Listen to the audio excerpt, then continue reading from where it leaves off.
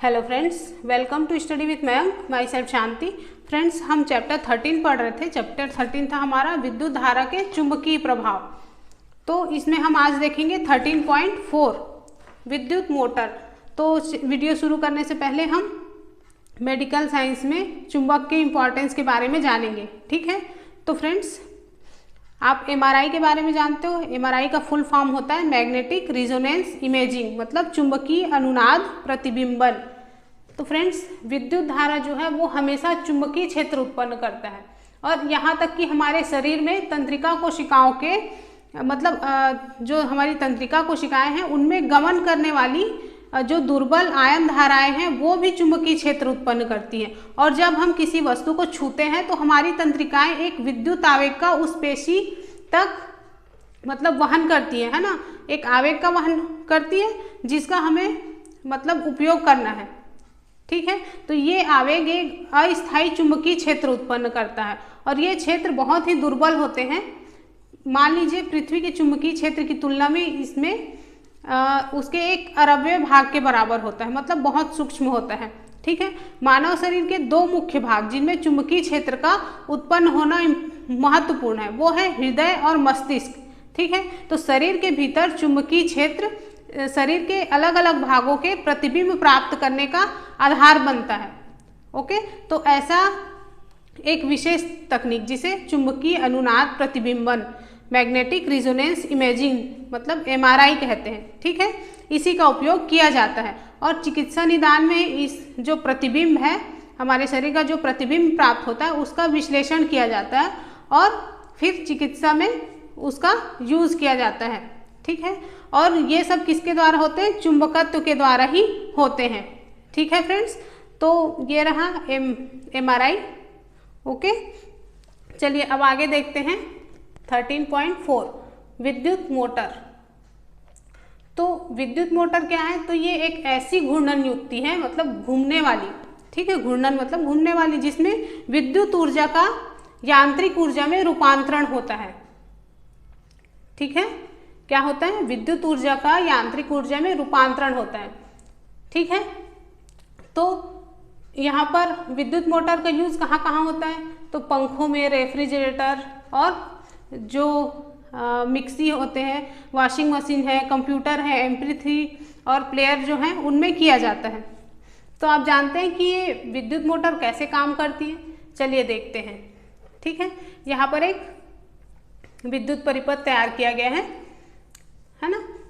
तो इसमें विद्युत मोटर में विद्युत रोधी तार की एक आयताकार कुंडली होती है। ये जो आप देख रहे हैं ये क्या है? आयताकार कुंडली है, A, B, C और D। और ये कुंडली किसी चुंबकीय क्षेत्र के 2 ध्रुवों के बीच इस प्रकार से रखी जाती है। ये क्या है? चुंबकीय है ना क्षेत्र, मतलब उत्तरी ध्रुव और दक्षिणी ध्रुव, इनके बीच में इस तरह से रखी जाती है कि इसकी दोनों भुजाएं जो हैं AB और CD जो हैं चुंबकीय क्षेत्र की दिशा के लंबवत रहे। ठीक है, तो ये जो कुंडली के दोनों सिरे हैं जो अलग अलग,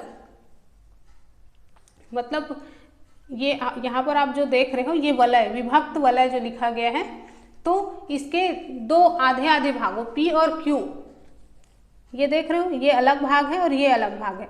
ठीक है, इसका नाम P है, ये Q है। तो इन 2 अलग अलग अर्ध वलय से मिलकर बना होता है, मतलब संयोजित होता है। और इस अर्ध भागों के भीतर जो सतह है वो विद्युत रोधी होती है और इसी के बीच में धुरी होती है। ये जो आप देख रहे हो ये क्या है? धुरी है। ठीक है, तो PQ के बाहरी चालक सिरे किससे जुड़े होते हैं? 2 स्थिर चालक बुशों से जुड़े होते हैं। ये जो छोटा छोटा दिख रहा है यहाँ पर, ये क्या है? ब्रुश है। ठीक है, तो इसका नाम X है और इसका नाम Y है। ठीक है, तो इसके बाद जैसे कि आप यहाँ पर डायग्राम में देख रहे हो, तो यहाँ पर एक बैटरी है और ये कुंजी है। तो बैटरी से चालक बुश, मतलब यहाँ X इस तरफ से जो धन टर्मिनल है उससे होते हुए विद्युत धारा कुंडली A, B, C और D में प्रवेश करती है।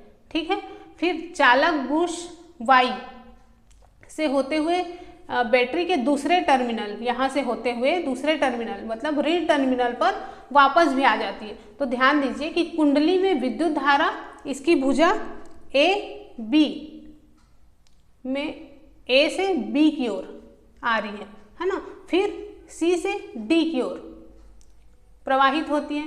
तो इस तरह से ए बी और सी डी में विद्युत धारा की दिशाएं कैसी है, परस्पर विपरीत हैं। इधर से आ रही है लेकिन इसमें इधर से नीचे आ रही है ना, विपरीत है ना।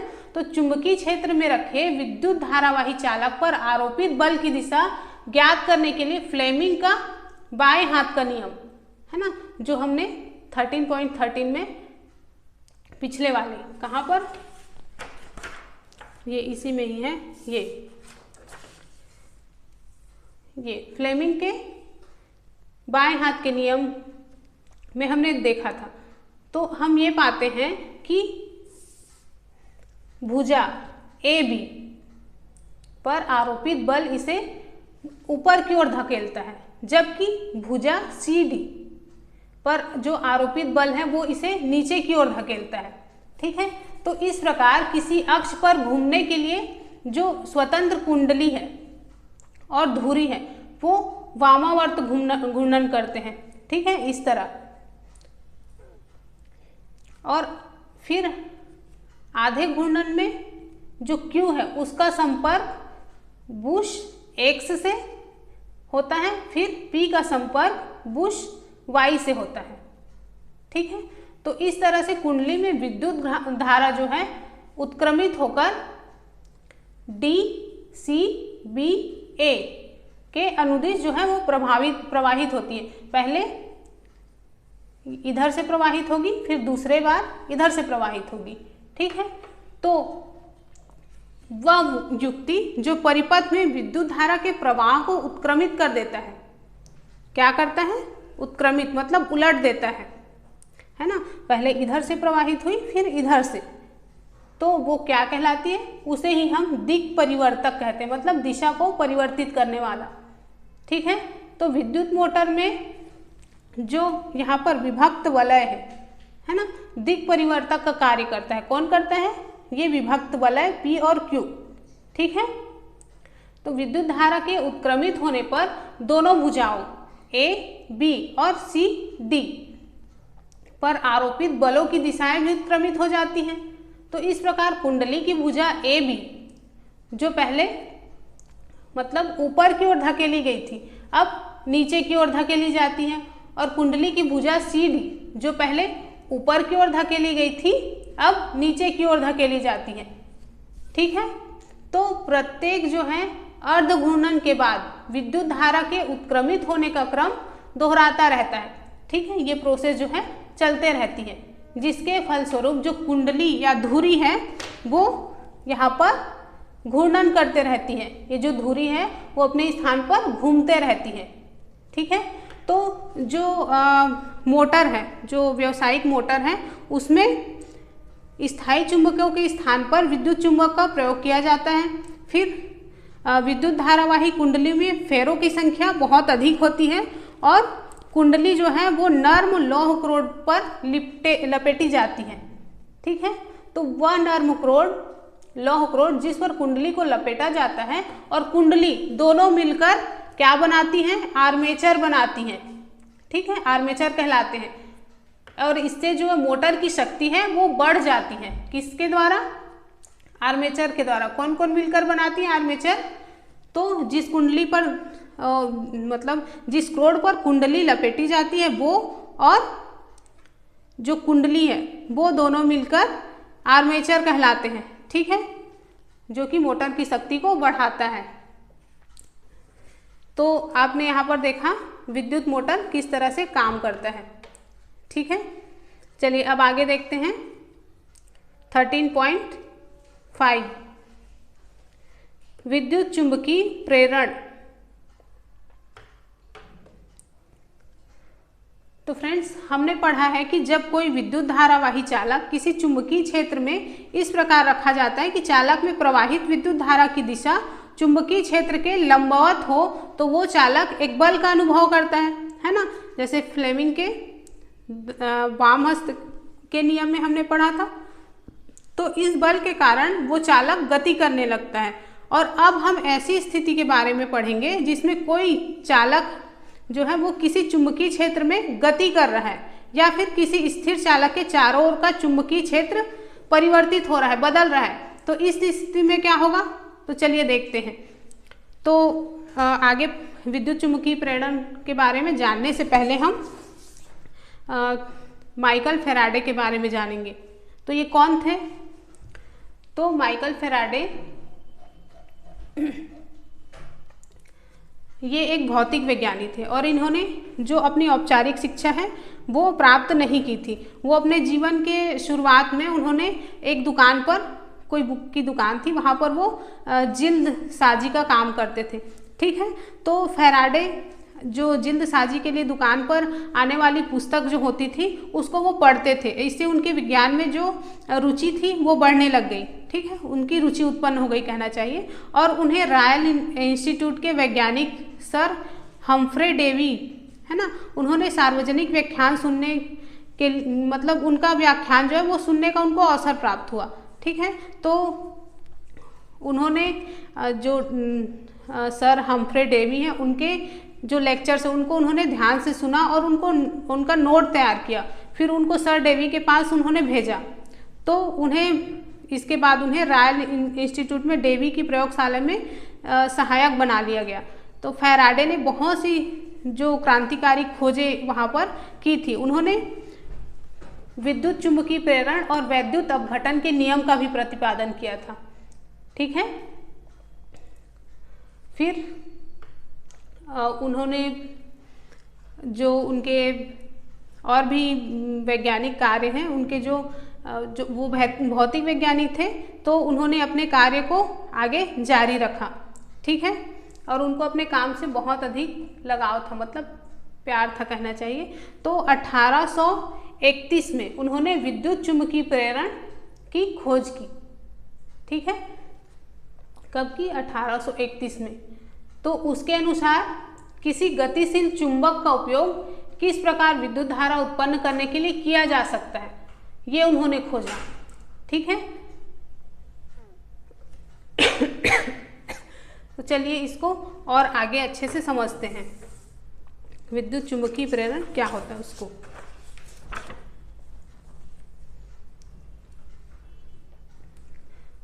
तो यहाँ पर आप देख रहे हैं, चुंबक को कुंडली की ओर ले जाने पर कुंडली के परिपथ में विद्युत धारा उत्पन्न होती है, जिसे गैल्वेनोमीटर की सुई के विक्षेप द्वारा इंगित किया जाता है। ये एक चित्र बनाया गया है। तो अब इस विद्युत परिपथ के द्वारा हम विद्युत चुंबकीय प्रेरण को समझेंगे। तो इसमें आप देख रहे हो कि एक कुंडली है ना, तार की एक कुंडली ए और बी है। तो इसके यहाँ पर एक सिरे पर गैल्वेनोमीटर, ये जो देख रहे हैं आप, ये गैल्वेनोमीटर का चित्र है। ये जो एक छड़ चुंबक यहाँ पर लिया गया है, जिसमें उत्तर ध्रुव को कुंडली के बी सिरे की ओर रखा गया है। ठीक है, ये बी दिख रहा है आपको। फिर यहाँ पर जो गैल्वेनोमीटर है, इसमें सुई के विक्षेप को देखिए, इसमें कोई परिवर्तन होता है। तो अगर आप प्रैक्टिकल करेंगे इस तरह से, तो आप देखेंगे कि गैल्वेनोमीटर की सुई में थोड़ा सा विक्षेप होगा। तो मान लीजिए कि दाईं ओर, ये दाईं ओर है, ठीक है, इस तरफ, और ये कुंडली ए बी में विद्युत धारा की उपस्थिति का संकेत दे रहा है। जैसे ही चुंबक की गति समाप्त होती है, गैल्वेनोमीटर में विक्षेप जो है वो शून्य हो जाता है। अगर इस चुंबक को हम हटा लेते हैं तो गैल्वेनोमीटर जो है वो शून्य दिखाता है। ठीक है, फिर से यहाँ पे बीच में आके स्थित हो जाता है, रुक जाता है। तो अब चुंबक के उत्तर ध्रुव को कुंडली से दूर ले जाते हैं। तो इस बार गैल्वेनोमीटर की सुई मतलब इस साइड बाईं ओर विक्षेपित होगी, जो ये दिखाता है कि जब परिपथ में उत्पन्न विद्युत धारा की दिशा पहले की उल्टी है। ठीक है, फिर कुंडली के पास किसी चुंबक को स्थिर अवस्था में इस प्रकार रखेंगे कि चुंबक का उत्तरी ध्रुव कुंडली के सिरे बी की ओर हो। तो हम देखते हैं कि जैसे ही कुंडली को चुंबक के उत्तर ध्रुव की ओर ले जाते हैं, गैल्वेनोमीटर की सुई दाईं ओर विक्षेपित होती है इस तरफ, है ना। और इस प्रकार जब कुंडली को उत्तर ध्रुव से दूर हटाते हैं तो गैल्वेनोमीटर की सुई बाईं ओर विक्षेपित होती है। तो जब कुंडली को चुंबक के सापेक्ष बीचों बीच स्थिर रखा जाता है तो गैल्वेनोमीटर में विक्षेप शून्य हो जाता है। तो इस जो क्रियाकलाप है उससे आप क्या निष्कर्ष निकालते हैं? तो आप ये जांच कर सकते हैं कि यदि आप चुंबक के दक्षिण ध्रुव को, है ना, ये वाले दक्षिण ध्रुव को कुंडली के बी सिरे की ओर गति कराते हैं, मतलब इसको इस साइड पे रखते हैं, तो गैल्वेनोमीटर में विक्षेपण पहली स्थिति जिसमें उत्तर ध्रुव का उपयोग किया गया था उसके उल्टे होगा। और जब कुंडली और चुंबक दोनों स्थिर होते हैं तब गैल्वेनोमीटर में कोई विक्षेप नहीं होता। तो इस क्रियाकलाप से ये स्पष्ट होता है कि कुंडली के सापेक्ष चुंबक की गति एक प्रेरित विभवांतर उत्पन्न करती है, जिसके कारण परिपथ में प्रेरित विद्युत धारा प्रवाहित होती है। ठीक है, तो यहाँ पर ये चित्र यही दर्शा रहा है कि चुंबक को कुंडली की ओर ले जाने पर, यहाँ पर कुंडली की ओर ले जाने पर परिपथ में विद्युत धारा उत्पन्न होती है, जिसे गैल्वेनोमीटर की सुई में विक्षेप के द्वारा इंगित किया जाता है। ठीक है, इसको हम पास लाएंगे तो दाईं ओर, दूर ले जाएंगे तो विक्षेप शून्य हो जाएगा। फिर दक्षिण ध्रुव को बी के पास लाते हैं तो इसमें गैल्वेनोमीटर में विक्षेप किधर होगा? बाईं ओर होगा। ठीक है, फिर दूर हटाने पर विक्षेप शून्य हो जाएगा, यही बताया गया है। तो गैल्वेनोमीटर क्या है? गैल्वेनोमीटर एक ऐसा उपकरण है जो किसी परिपथ में विद्युत धारा की उपस्थिति संसूचित करता है।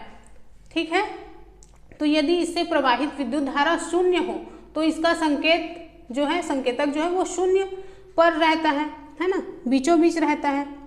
तो ये अपने शून्य चिन्ह के या तो बाईं ओर या तो दाईं ओर विक्षेपित हो सकता है, और ये विक्षेप विद्युत धारा की दिशा पर निर्भर करता है। ठीक है, तो चलिए अब आगे देखते हैं। मान लीजिए कि ये जो हमने प्रैक्टिकल किया उसमें हम कुछ परिवर्तन करते हैं और इसके बीच कोई गतिमान चुंबक को ऐसी विद्युत धारावाही कुंडली से प्रतिस्थापित करते हैं जिसमें विद्युत धारा के परिमाण को परिवर्तित किया जा सके। ठीक है, तो तब क्या होता है? तो चलिए इसके लिए भी ये परिपथ बनाया गया है, उसको देखते हैं। तो इसमें क्या लिया गया है? इसमें तांबे की तार की 2 कुंडलियां ली गई हैं, ये यहाँ पर। ठीक है, तांबे का तार यहाँ पर लिपटा हुआ है और जिसमें कि फेरों की संख्या काफ़ी अधिक है, जैसे कि 50 या 100।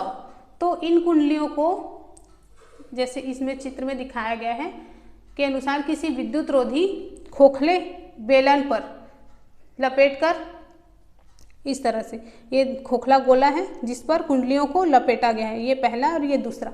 ठीक है, तो कुंडली 1 जिसमें फेरों की संख्या अपेक्षाकृत अधिक है, तो श्रेणी क्रम में बैटरी और प्लग कुंजी से जोड़ा गया है ना। यहाँ पर श्रेणी क्रम में क्या जुड़ा है? बैटरी और ये प्लग कुंजी।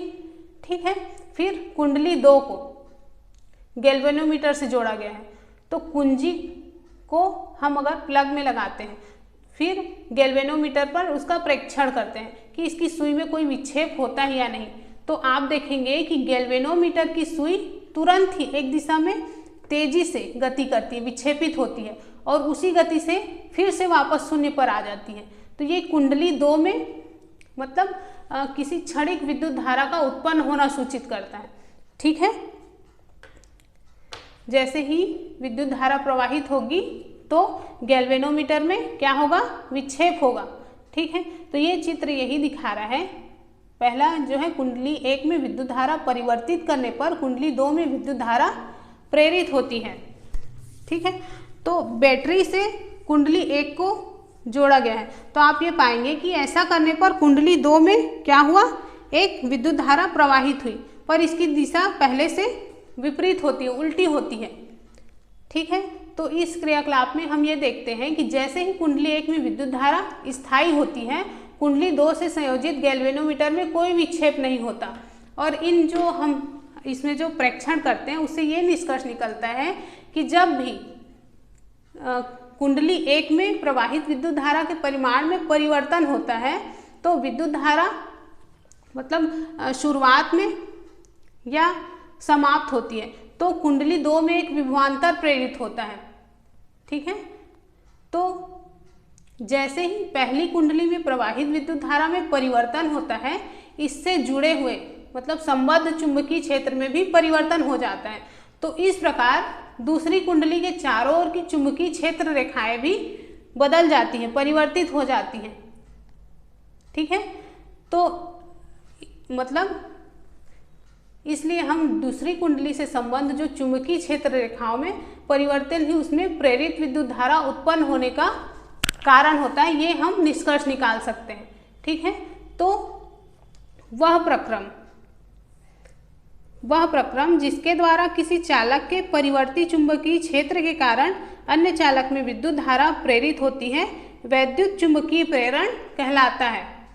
ठीक है, क्या कहलाता है? विद्युत चुंबकीय प्रेरण। ओके, तो हम किसी कुंडली में प्रेरित विद्युत धारा को या तो उसे किसी चुंबकीय क्षेत्र में गति कराकर या उसके चारों ओर चुंबकीय क्षेत्र को परिवर्तित करके उत्पन्न कर सकते हैं। ओके, तो अधिकांश स्थिति में चुंबकीय क्षेत्र में कुंडली को गति कराकर प्रेरित विद्युत धारा उत्पन्न करना जो है वो ज़्यादा सुविधाजनक होता है। और जब कुंडली की गति की दिशा चुंबकीय क्षेत्र की दिशा के लंबवत होती है, तब कुंडली में उत्पन्न जो है प्रेरित विद्युत धारा है वो अधिकतम होती है।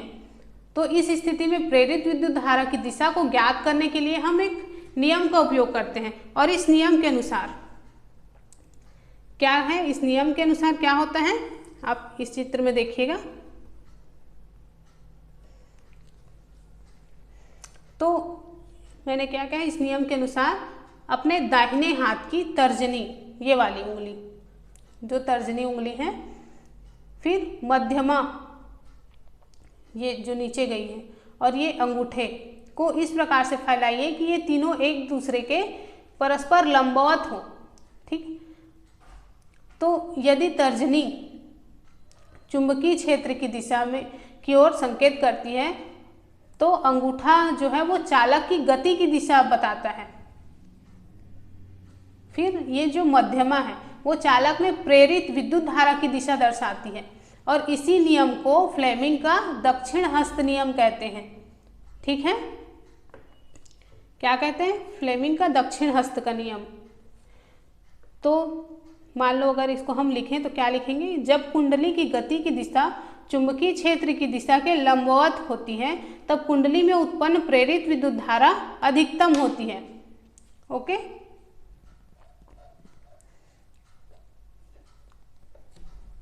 ठीक है फ्रेंड्स, चलिए आगे बढ़ें।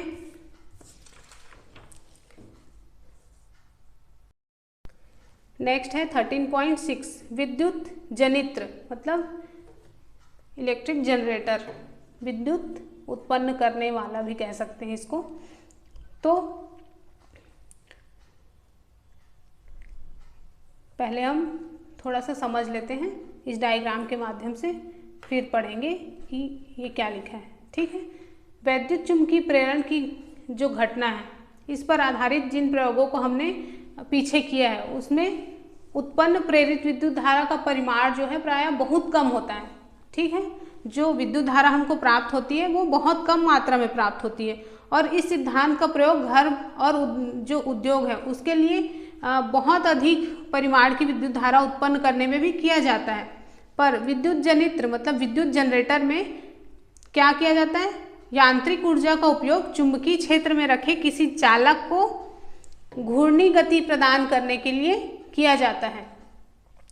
ठीक है, मतलब जो जनरेटर है इसका यूज क्या होता है? यांत्रिक ऊर्जा का उपयोग चुंबकीय क्षेत्र में रखे किसी चालक को घूर्णी गति मतलब घूर्णन कराने के लिए किया जाता है, जिसके परिणाम स्वरूप क्या होता है? विद्युत धारा उत्पन्न होती है।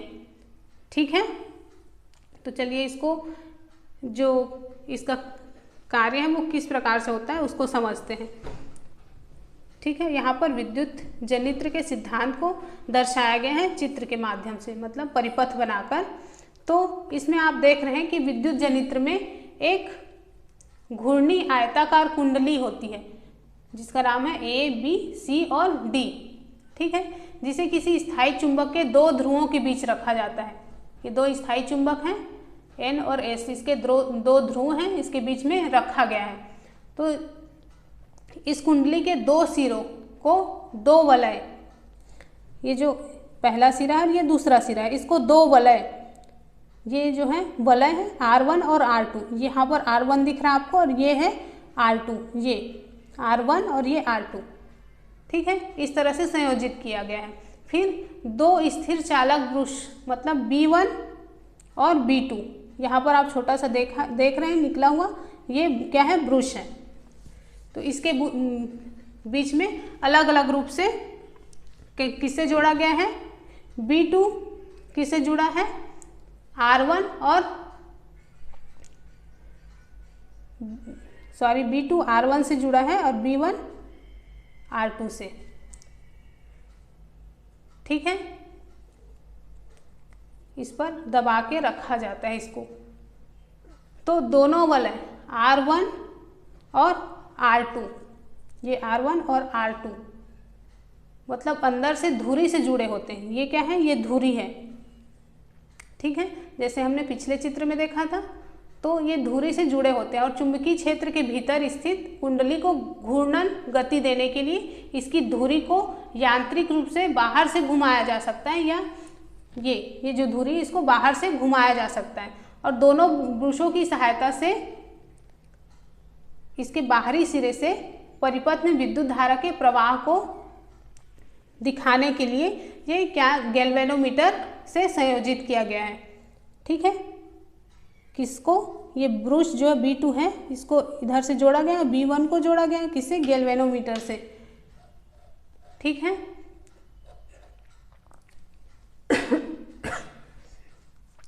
फ्रेंड्स, जब दो वलयों से जुड़ी धुरी को इस प्रकार से घुमाया जाता है कि कुंडली की भुजा A, B ऊपर की ओर, फिर भुजा C और D नीचे की ओर, स्थायी चुंबक के द्वारा जो उत्पन्न चुंबकीय क्षेत्र है उसमें गति करती है, ठीक है।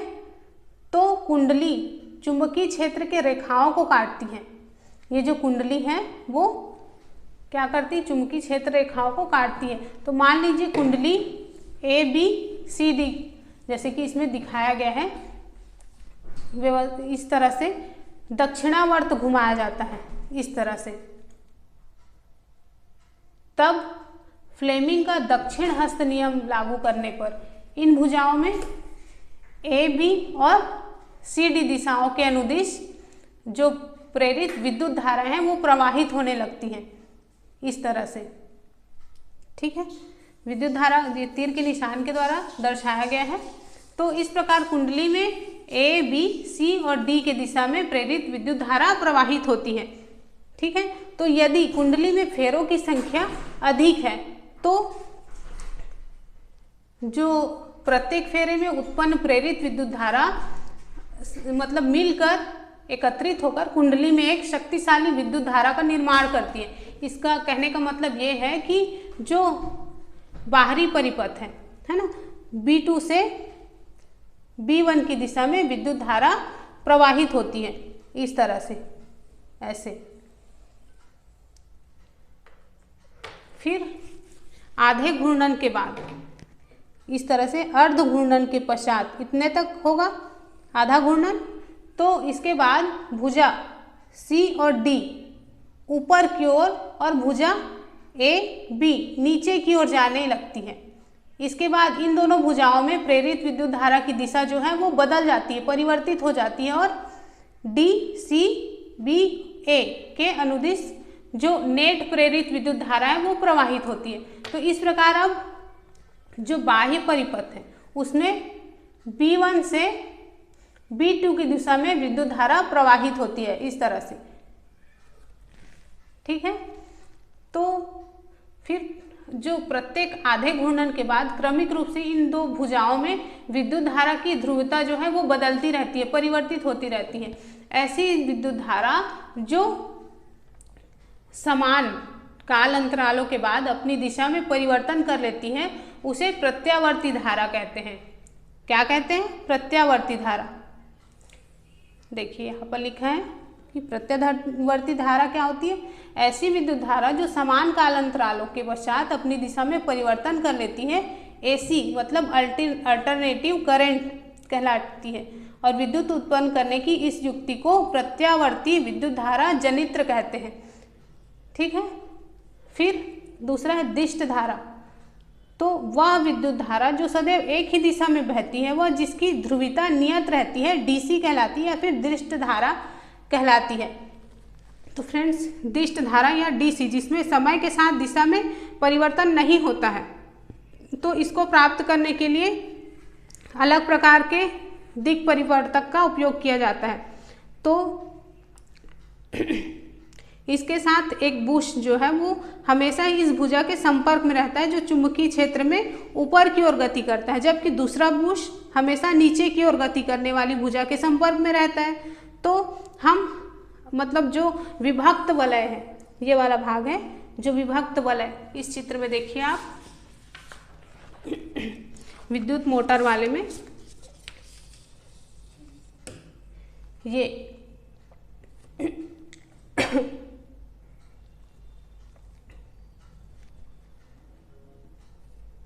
तो ये विभक्त वलय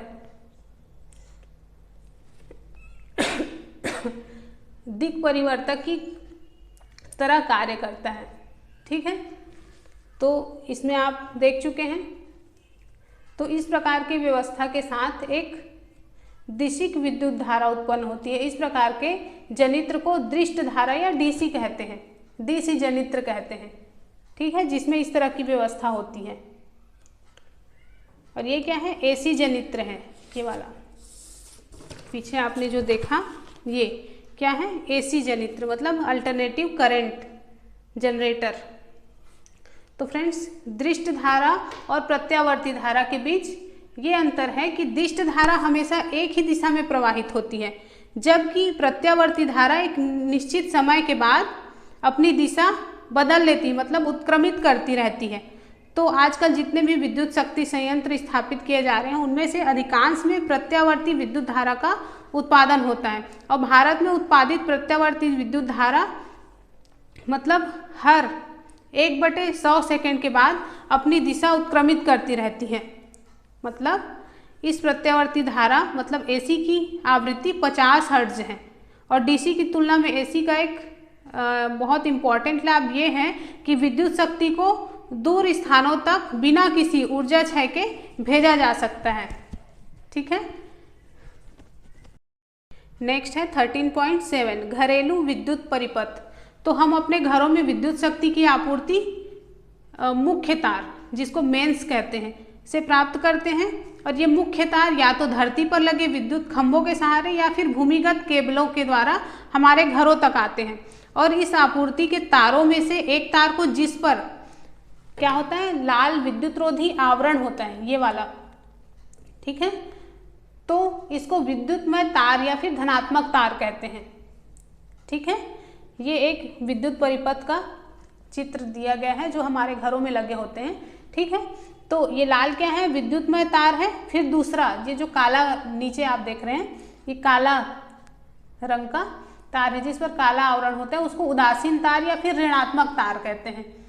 ठीक है। तो हमारे देश में इन दोनों तारों के बीच में 220 वोल्ट का विभवांतर होता है। ओके।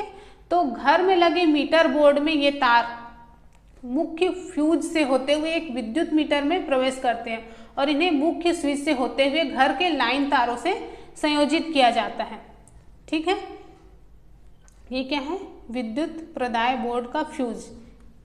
ये है विद्युत मापी वितरण भाग जिसमें मुख्य स्विच एवं प्रत्येक परिपथ के लिए पृथक फ्यूज लगे होते हैं। फिर इन दोनों के बीच में गैप कितना है? 220 वोल्ट का विभवांतर है। ठीक है।